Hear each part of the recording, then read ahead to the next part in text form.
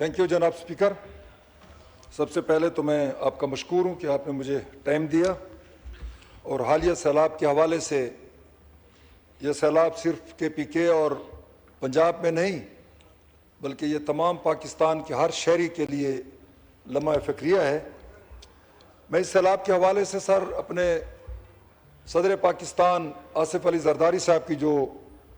इधर मुश्तरका ऐवानों में उन्होंने तकरीर की थी उसमें इस हालात से हुकूमत को पहले से आगाह किया था कि ये जो वर्ल्ड में मौसमी तब्दीलियाँ आ रही हैं इस पर हुकूमत को ख़ासी तवज्जो देनी चाहिए। मैं इस बात पर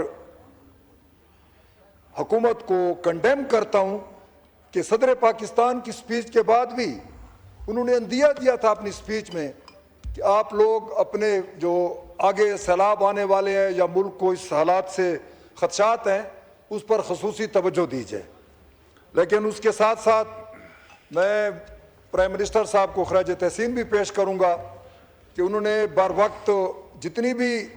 सैलाब जिस तरह KPK में गिलगित बल्तिस्तान और बुनेर और अब हमारे पंजाब के तमाम इलाके में और पूरा उसको पानी ने उसको लपेट में लिया हुआ है, अपनी मॉनिटरिंग टीमें मुकर्रर करके और अपने पाक अफवाज के नौजवानों के साथ मिलकर शाना बशाना जो लोगों की इमदाद कर रहे हैं उस पर तो मैं अपनी हुकूमत को खराज तहसीन पेश करता हूँ। और ये जो भारत का एक ऐसा जो हमारे पाकिस्तान अफवाज ने उनको शिकस्त दी और उनको मुंह की खानी पड़ी और उनका मुंह काला हुआ,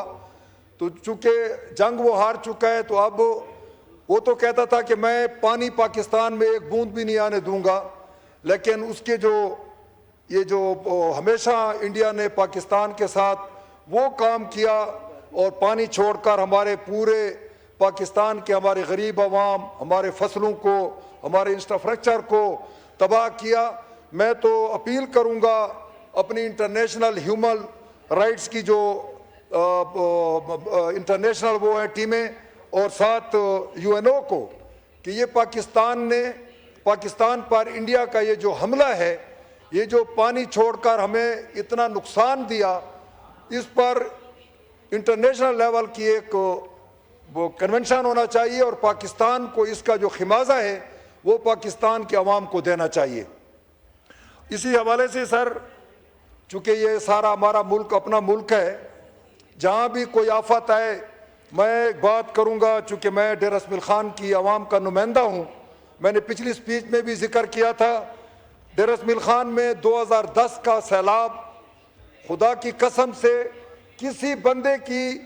पानी के बगैर पाँव रखने की जगह नहीं थी। इसी तरह 2022 का जो फ्लड था उसमें जो तबाही हुई सिंध और डेर इसमाइल खान में, खासकर तहसील द्राबिन, कुलाची, प्रोवा, दर जिंदा और DA खान के कुछ मुआवजात वो मेरे ख्याल में ऑन रिकॉर्ड हैं। फिर यहाँ पर असम्बली में 2024 में हमारे साथ बदमस्त दरिया सिंध बहता है जो हमारी कंटोनमेंट के साथ लगता हुआ पूरा मेरा हल्का जो है तोसे तक, वहाँ पर 2024 में भी फ्लड आया और मैं यहाँ पर उठकर खड़ा हुआ कि मेरे कई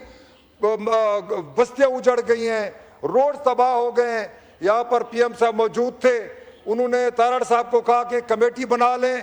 और NDMA से मीटिंग कराएं मियां ख्याल साहब की, लेकिन ना वो कमेटी बनी ना वो कुछ। और पिछली इजला इसमें तकरीर में मैंने कहा था डरो उस वक्त से जब किसी गरीब की आह आपको लगे। मैं तो नहीं चाहता कि पाकिस्तान में सैलाब आए, लेकिन अल्लाह ताला गरीबों की आवाज़ 7 आसमानों के बाद भी सुनता है। 2022 के सैलाब ज़दागान आज भी हुकूमत की तरफ मुंतज़िर हैं, अपने बैंकों में उन लोगों के अकाउंट्स खुले हुए हैं जिनके घर अभी तक नहीं हैं, उनको कोई माली इमदाद नहीं मिली। 2024 के सैलाब के लोग भी अभी तक मौजूद हैं। अब हम सैंडविच बने हुए हैं, हमें ऊपर से पहाड़ी पानी आता है, कई नदियां हैं। मेरा भाई 1997 में जरमे में था, उस वक्त की प्रपोजल है कि हमारे तमाम ये जो रोदे आ रही है पहाड़ से उन पर डैम बनाए जाएं, लेकिन आज तक हुकूमत उनकी तवज्जो नहीं देती। उधर हमें पहाड़ी पानी नीचे आ रहा है और उधर से हमें दरिया सिंध, पूरी एग्रीकल्चर, पूरा हमारा इंफ्रास्ट्रक्चर, हर चीज़ तबाह हो रही है, लोगों की बस्तियाँ उजड़ गई हैं। लेकिन मैं निहायत अफसोस से कहता हूँ इस असेंबली में किसी ने भी क्योंकि ये डेरा इसमाइल खान एक ऐसी हमियत कायमियत का हामिल है। सीपैक यहाँ से जा रहा है, आपके 3 सूबे, एक बलोचिस्तान उसको टच करता है, पंजाब उसको टच करता है 3 सरहदों की तरफ से, और मर्ज फाटा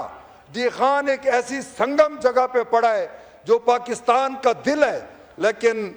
मुझे समझ नहीं आती कि हुकूमत ने क्यों उनके लिए आंखें बंद की हुई हैं। हमारा इलाका बड़ा पसमानदा है। मैं तो इस सैलाब के हवाले से अब गुजारिश करूंगा पीएम साहब को कि जिस तरह आप बुनेर, गिलगित बल्तिस्तान और पंजाब में लोगों के साथ इमदाद कर रहे हैं, अभी भी हमारे डेरा इसमाइल खान की कई आबादियां उजड़ चुकी हैं, जो पहाड़ों से फ्लड आया है उससे कई हमारे सारी कच्ची आबादियां हैं वो चूँकि सिल्ट हो चुकी हैं, उनमें मट आता है, उसमें मट्टी आती है, तो वो अब पानी जब आता है तो पूरे ज़मीनों पर, हमारा ज़िला पूरा KPK में एग्रीकल्चर लैंड रखता है सबसे ज़्यादा, तो उस पर खसूसी तौर पर तवज्जो दी जाए। और जो सबका हमारे फ्लड वाले हैं, या इस दफ़ा जो तूफ़ान आया था 13 जाने इंसानी एक ही रात में छतें गिरने से वो जो मरे हैं, उनके लिए कोई चेक तकसीम किए जाए, उनको माली इमदाद दीजिए ताकि उनके ज़ख्मों पर थोड़ा सा नमक डाला जा सके। Thank you very much sir.